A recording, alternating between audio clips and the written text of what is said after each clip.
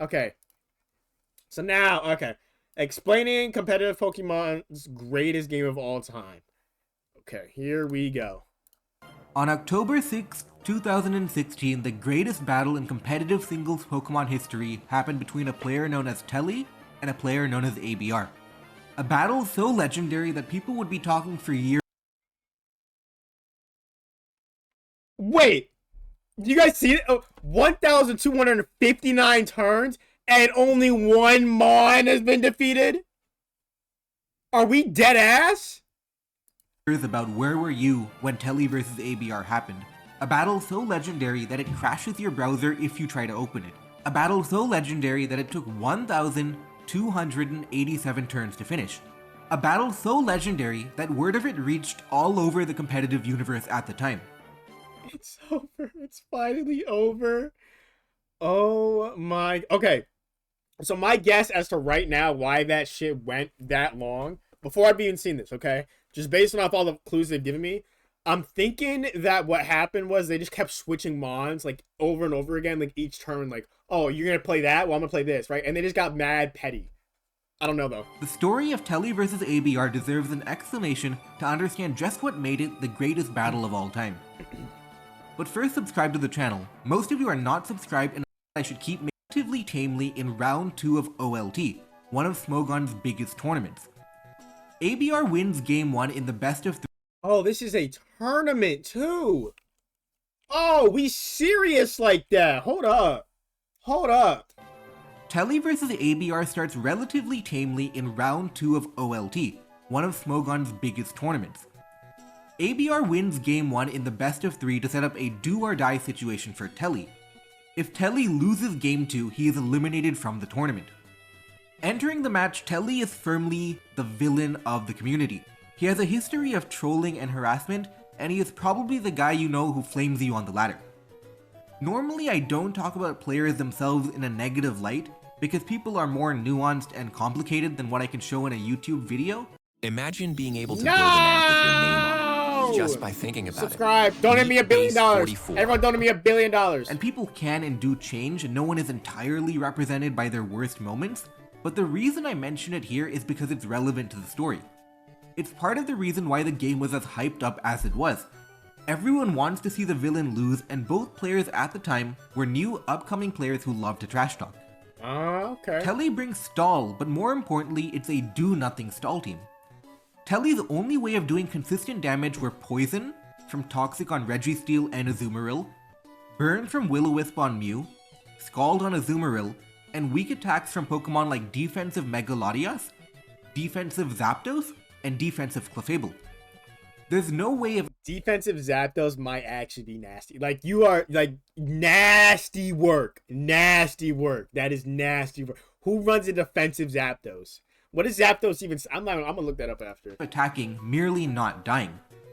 ABR doesn't exactly bring the paragon of offense, but it's more of a balanced team with a lot of longevity. It has bulkier Pokemon with recovery like Clefable, Slowbro, and Skarmory, but also offensive Pokemon like Mega Lopunny and Garchomp. Early on, the game starts innocently enough. ABR is able to use Outrage Garchomp and get damage on Registeel in exchange for getting Toxiced. Telly made a gambit here that even though he could have immediately gone Clefable on Outrage, he would rather trade damage on Registeel for a permanent Toxic on the Garchomp. A few turns later, Mega Lopunny comes in and it's relatively threatening because of its stab combination. It can do some damage to Clefable if it predicts it well, but it's never really reaching 2-hit KO range. Telly makes an aggressive play and leaves Registeel in on Lopunny to try and Toxic it while predicting a return. Instead, ABR clicks a super effective move and knocks out Registeel on turn 29. No one knew it at the time, but this is going to be the last death that they're going to see for almost 1,000 more turns. I don't think you could pay me enough to, like, literally do that for 1,000 turns. The next 100 to 200 turns were calm because neither player was making overt progress. ABR's Mega Lopunny could never break through physically defensive Azumarill, Clefable, and Zapdos, and Telly's team was never going to break through ABR's team because ABR's team had enough longevity. Clefable can heal itself and is immune to status conditions, and Slowbro has Regenerator, who can take on a lot of the weak attackers. Telly's main form of shit. attack was using Zapdos and potentially going for Heat Wave burns, but that's about it. It would never break ABR's own Zapdos. All the while, Telly is using up a lot of PP making attacks, and ABR is content to just switch around with Pokemon like Roost, Zapdos, and Regenerator Slowbro. Wow. It becomes very clear that the game would not be about getting the most damage, but draining the most PP. Now is a good time to explain ties. The rules about tying have been slightly modified over the years, but at the time, if both players could agree to a tie, they could just end the game and do a rematch with different teams. There are many game states where a tie would be the best course of action. For example, if there are 2 Regenerator Pokemon on a team, they could switch back and forth infinitely without wasting PP. I don't know why I've never thought of that until now. Holy fuck. If like you had like this combo right here with just 2 Regenerator mons and y'all just keep switching back and forth. Oh my, talk about a level of pettiness that like actually that like I would square up. I would have to square up with the other person across. I'd be like, there's no like, let's settle this shit in real life, okay? Because fuck you. If a player is incapable of doing enough damage to stop Regenerator switching, they themselves would resort to switching strategies too as to not waste their own PP. In that situation, a tie would be the best outcome because both players have recognized that their best play is to just switch infinitely and not waste PP. It's important to note that there are many situations that look like a tie but are actually not. Even if a lot of damage is not going on, as long as PP is being consumed, there is progress being made because it can lead to struggle. Even if 1 PP is being consumed every 10 turns, that is technically progress being made. If one player does not want to tie the game cannot be tied. Both players must agree. The onus is on the player to understand what is a tied game and what is not. If a player believes that they can go for a win, it is their right to do so. The only exception is that if it's clear both players are switching infinitely, but one player is denying the tie just to be annoying or trying to wait until the opponent has to leave, then a tournament director can step in to tie the game. That is rare though. Interference from outsiders is only used in extreme and obvious situations. Telly did not have any Pokemon with Regenerator, and ABR did not want to tie.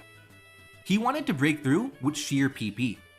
On turn 307, ABR revealed Swords Dance Skarmory, a never seen moveset that no one would ever reasonably expect, but he saved it for a long time after Telly. I've never seen that Swords Dance Skarmory.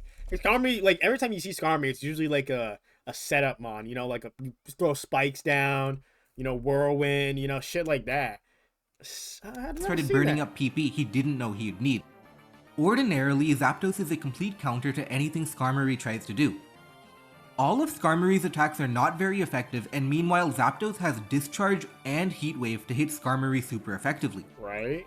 However, Zapdos has been using up its attack in PP and was slowly running out. This sets up a very nasty combination. Skarmory can use Swords Dance on a Pokemon like Clefable and bait in Zapdos. Ooh. However, when Zapdos attacks Skarmory, the Skarmory user can switch out and waste an attack in PP. All of a sudden, if Zapdos runs out of PP, then Skarmory can actually beat it.